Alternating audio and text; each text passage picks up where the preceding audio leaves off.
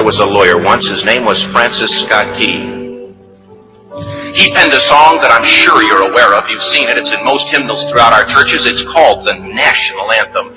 It is our song as an American. We go, however, to a ball game. We stand in our church services and we sing the words of that song, and they float over our minds and our lips, and we don't even realize what we're singing. Most of us have memorized it as a child, but we've never really thought about what it means. Let me tell you a story. Francis Scott Key was a lawyer in Baltimore. The colonies were engaged in vicious conflict with the mother country, Britain. Because of this conflict and the protractedness of it, they had accumulated prisoners on both sides. The American colonies had prisoners and the British had prisoners. And the American government initiated a move. They went to the British and they said, let us negotiate for the release of these prisoners.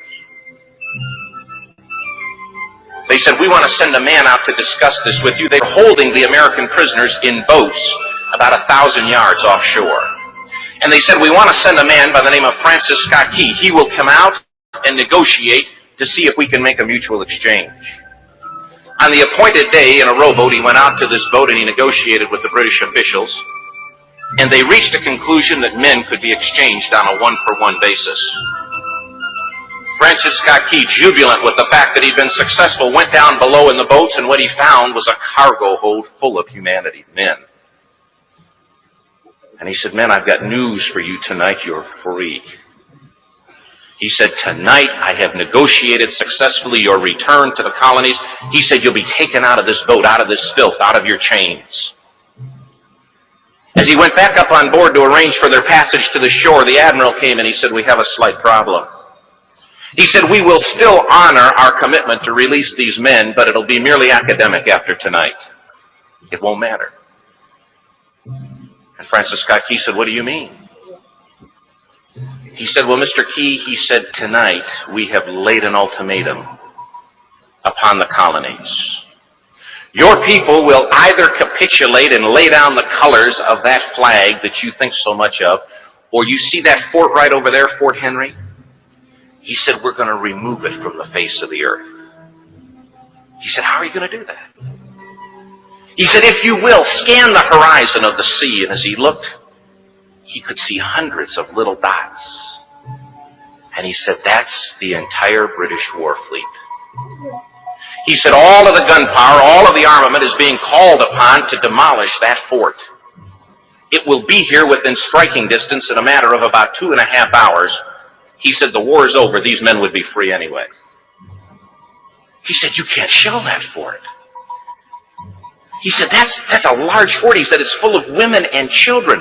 He says, it's predominantly not a military fort. He said, don't worry about it.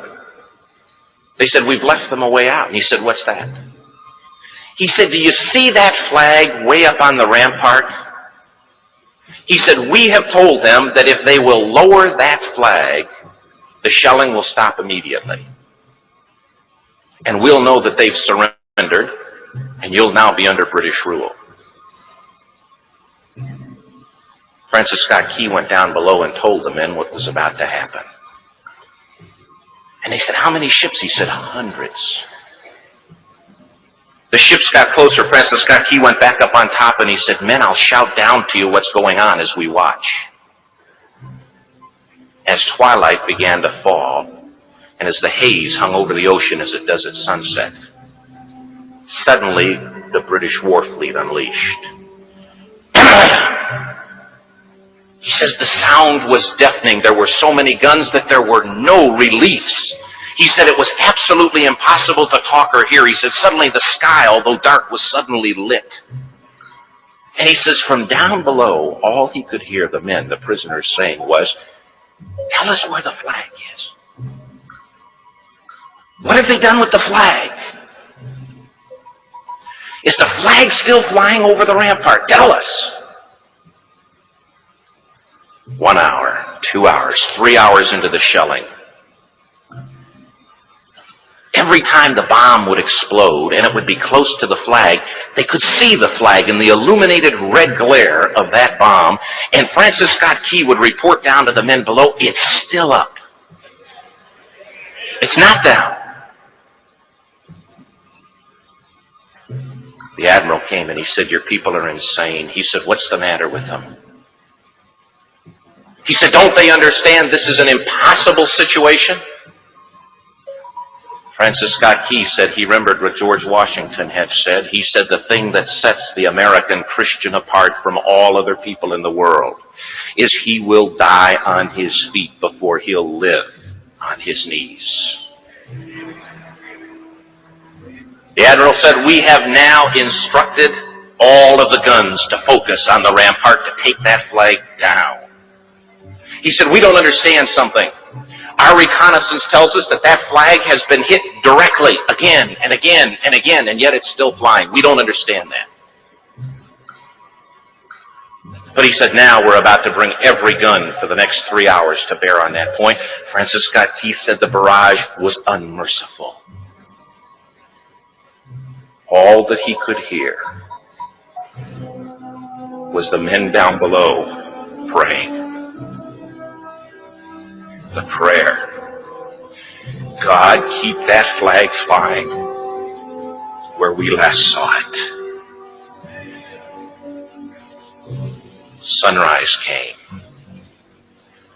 He said there was a heavy mist hanging over the land, but the rampart was tall enough.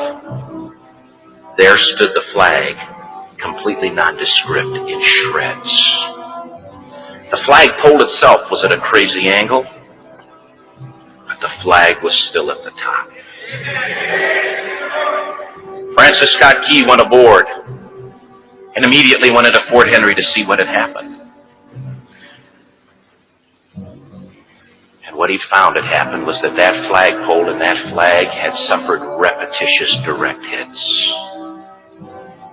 And when it had fallen, but men, fathers, who knew what it meant for that flag to be on the ground, although knowing that all of the British guns were trained on it, walked over and held it up humanly until they died. Their bodies were removed and others took their place. Francis Scott Key said what held that flagpole in place at that unusual angle were patriots' bodies. He penned the song, "Oh, say can you see by the dawn's early light what so proudly we hailed at the twilight's last gleaming? Or the rocket's red glare, the bombs bursting in air, gave proof through the night that the flag was still there. Oh, say, does that star-spangled banner yet fly and wave o'er the land of the free and the home of the brave? The debt was demanded. The price, it was paid." Oh, say, can you see by the dawn's early light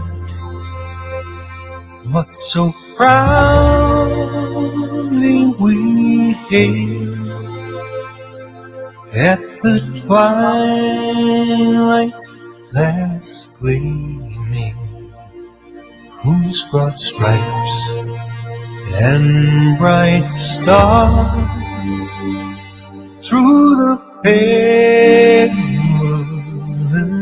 fight o'er the ramparts we watched were so gallantly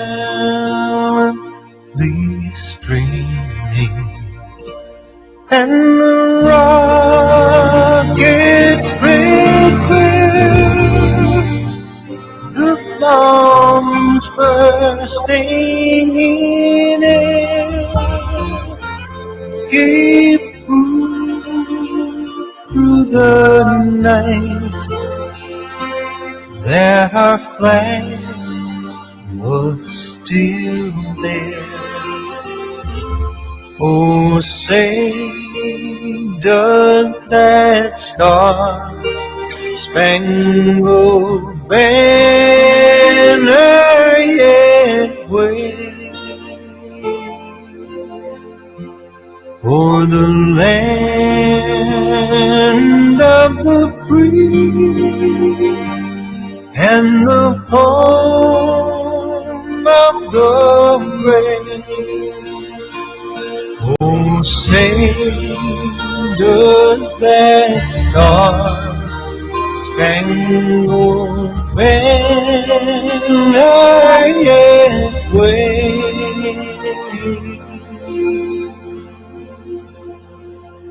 o'er the land of the free